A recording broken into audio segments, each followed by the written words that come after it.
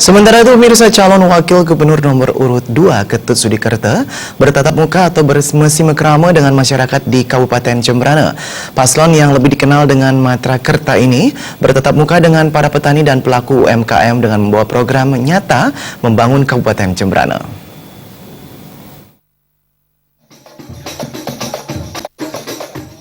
Ketut Sudikerta yang merupakan wakil atau pasangan Ide Bagus Rai Darbawijaya Mantra dalam ajang Pilgub Bali menjumpai masyarakat Jembrana. Masyarakat yang pertama dijumpai adalah masyarakat Desa Delot Brawah. Selain itu, Sudikerta juga misi mekrama di KUD Catur Karya Usaha Desa Tuwet Melaya Jembrana, kunjungan ke Pasar Gilimanuk, serta di Desa Kaliaka Jembrana.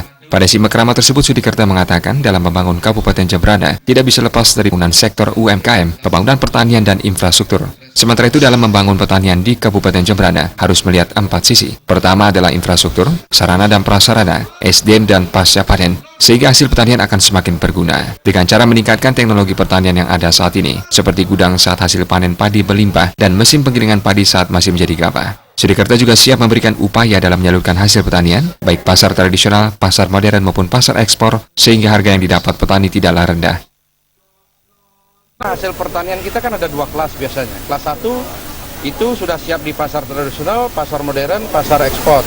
Tapi kelas 2 ini, kadang-kala kan yang perirat-perirat, yang kecut-kecut, yang masam-masam, ini tidak ada value-nya.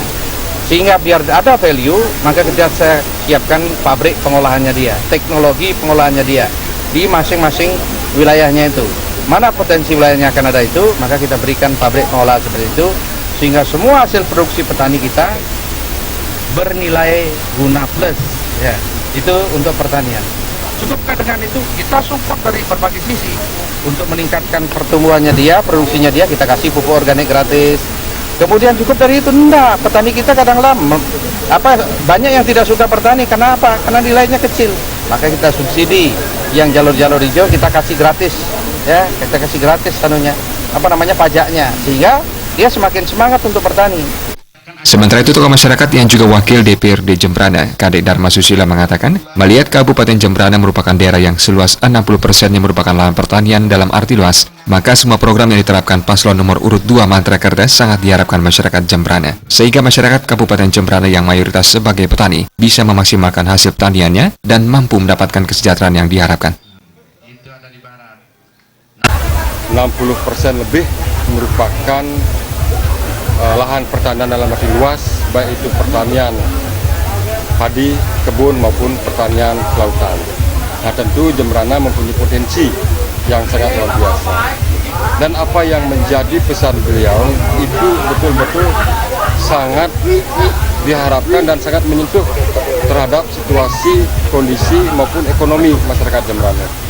Nah, sehingga harapan kami mudah-mudahan beliau mendapat restu dari seluruh lapisan masyarakat Jembrana, karena Jembrana dari sektor pariwisata sangat besar. Banyak program lainnya yang menjadi visi misi Matra Kerta dalam membangun Bali lebih baik lagi. Jaya Kusuma, Bali TV.